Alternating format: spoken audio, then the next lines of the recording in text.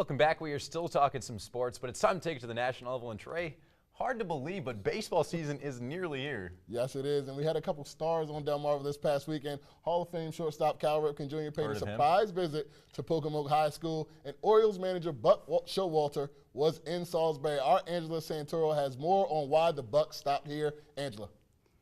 Thanks, guys. Yes, well, basketball is in full swing. Baseball season is right around the corner, and as the Baltimore Orioles are getting ready for one of my favorite times of the year, spring training. Buck Showalter came to Salisbury to show his appreciation for the Shorebirds and the fans. He believes his team is ready to play at the highest level consistently.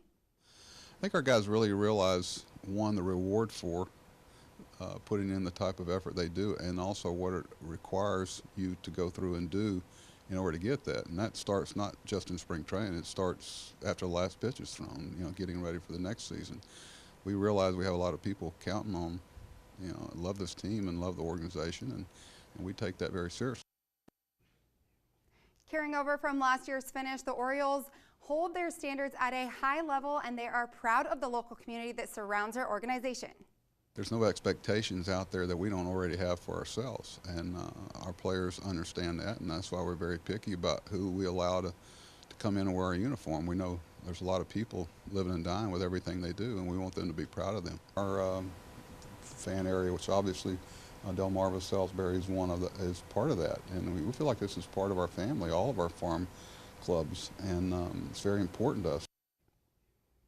And with the end of every season comes change, and they see opportunities to grow on and off the field as a team with the focus on specific areas. Well, I think, it's such a roll of the dice in the playoffs. It doesn't always expose your strengths and weaknesses. It's different because you don't use all 5 of your starters. You don't use all your guys in the bullpen. You don't use all your guys on the bench like you have to during the regular season. So I just want to maintain the upward climb of our starting pitching. That was the difference, and we haven't lost any of those people. The reason why we made a leap last year was the consistency that our starting pitching let our club have, and I think that will always be a point of emphasis for us.